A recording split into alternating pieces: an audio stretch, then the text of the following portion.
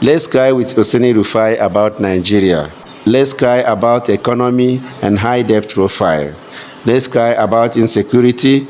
Let's cry about hunger and high cost of living in the land.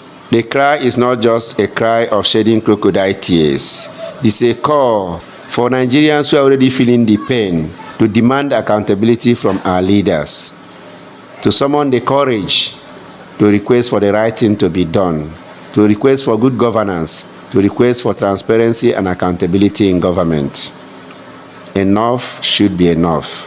Let's cry with Oseni Rufai about the state of our nation, Nigeria. Many well-meaning Nigerians have joined the cry for a better nation. What are you still waiting for? What are you willing to sacrifice? What are you willing to do to ensure the glory of Nigeria is restored as it was in the past? Listen to the following clip. We need to jolt our country back. Ayo, I cry for Nigeria this morning. Let me read something to you. Why I'm crying, why I scream sometimes for this country.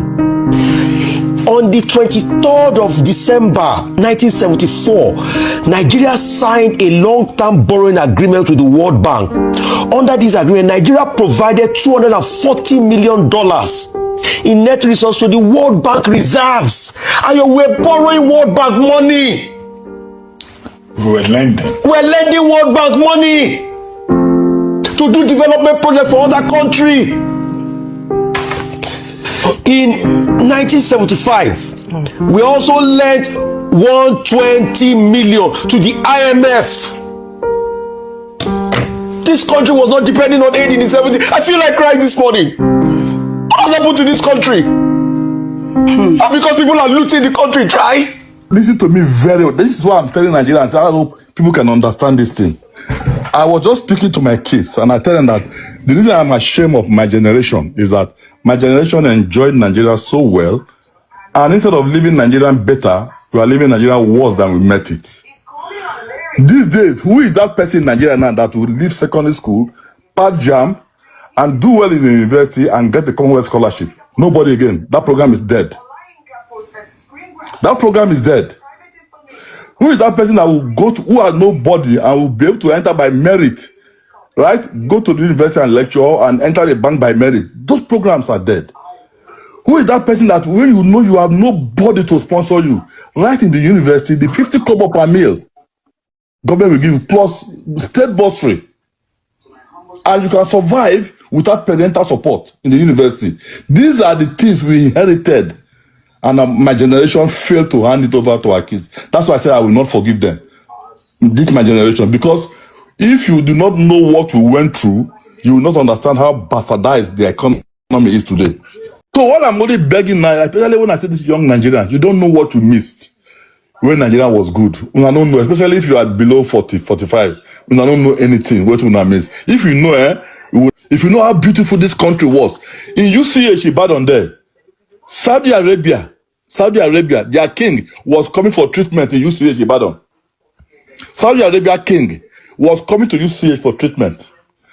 I was in my final year, 1984, 85, in my final year, BS statistics. I have not finished my final exam, where three of us apply, we are making about first class, apply for a PhD in Cambridge. We are given admission. Go and do it now. Nobody will give you admission. This is not fairy tale. It is fact contained in 2026 budget operating currently in Nigeria. If you are in doubt, check pages 2287 to 2790. You will see the budget of National Commission for Almajiri. The commission is primarily aimed and targeted at checkmating and addressing the menace of Almajiri system in northern Nigeria.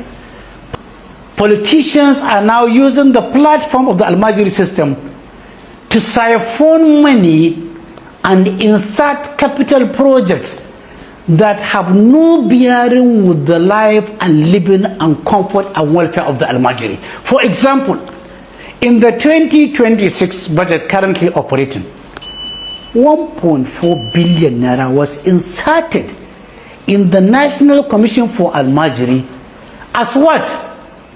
As a provision to construct a road in Abeokuta. In Ekiti State, 1.4 billion naira was inserted to do a network of roads in a secondary school in Ekiti. Another 1.4 billion was inserted to do what? To do a network of roads in what? In Damarike in Katsina State that has nothing to do with Almajiri. 70 million naira for solar system for the Almajiris, but 1.4 billion naira for network of roads in a secondary school in Ekiti State.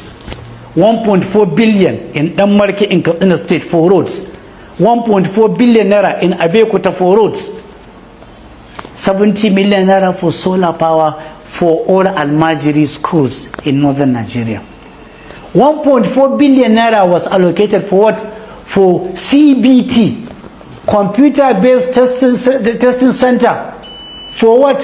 For WAEC, for JAM, for NECO, that has nothing to do with Almajiri. Every day is for the thief. One day is for the owner.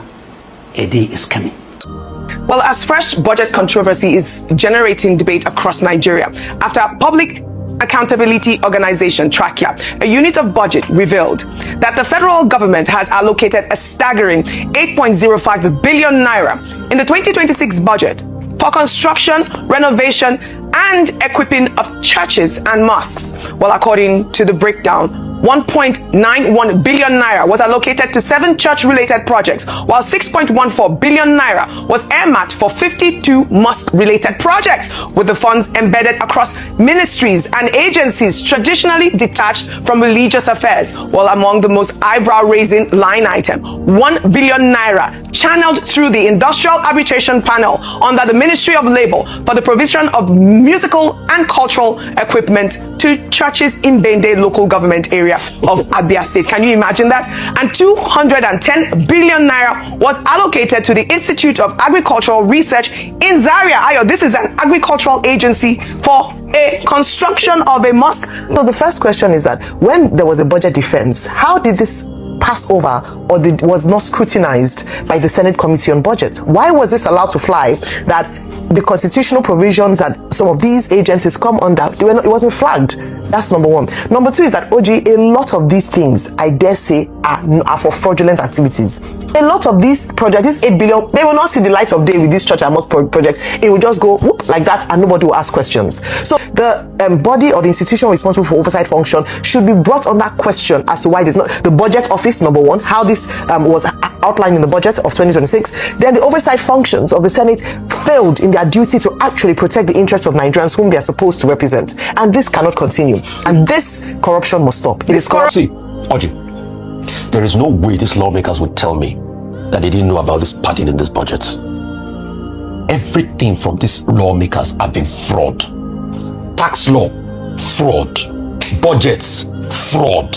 Everything, fraud. They know. Oji, the question you should ask yourself is, why is that church project went to Bende? Mr. President, our nation is at a breaking point. Young people are roaming the streets without work.